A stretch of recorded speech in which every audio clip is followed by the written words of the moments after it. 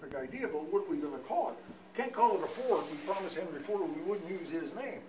Well, it happened to be the 200th anniversary of the founding of the city of Detroit. So let's name it after the guy who founded Detroit. And his name was LeSueur Antoine de la Mothe Cadillac.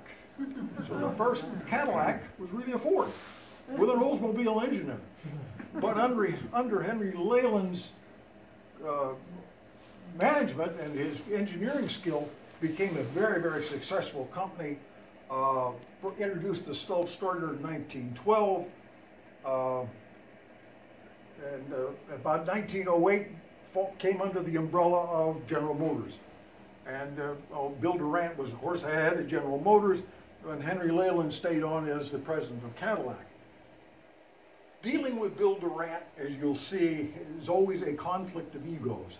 In about 1916, Henry Leyland said to Bill Durant, we ought to be building aircraft engines, Liberty aircraft engines, to support the war effort. He was a very patriotic guy. Bill Durant didn't want to do that. Henry Leyland says, well, I'm going to do it. And he left Cadillac and built a company, got the company built, got all the people in place, and the war ended. And he had nothing to build. So at age 74, he decided to go back into the automobile business. The company he founded was named after the first president he voted for, Abraham Lincoln. So I've got to click, I'm not clicking my thing. I wanted to mention this particular car was donated to us. That was in the movie Malcolm X, by the way. It's part of our museum. There's the first Lincoln. Sorry about that. I tend to get talking and I click. Anyway, 1921, the first Lincoln came out. You can't really see this, but it says Leyland built there. Hard to read. Unfortunately, when the Lincoln was introduced, it was at a time of a recession. And even though it was a beautifully machined car, it had kind of pre-World War I styling. Didn't sell very well. So the financial backers, seeing that the writing on the wall, this was not going to be a successful venture, put the company up for sale. And Henry Ford moves in.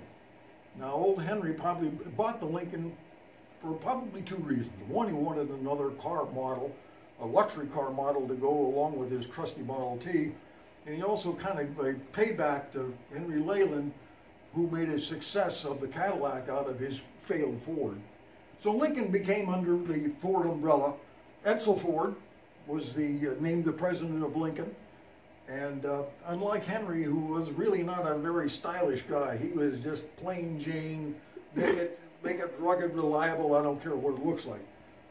Edsel, on the other hand, was a stylist, a very fine aptitude for styling, and took that and made the Lincoln some of the most beautiful cars during the 30s. Unfortunately, Edsel died in 1943 of stomach cancer, so his reign at Ford or at Lincoln was rather short-lived. And of course, Lincoln's still in business today, still going strong under the Ford Motor Company umbrella. There's additional Lincolns. And of course, the Edsel, as you probably well know, was named after Edsel Ford.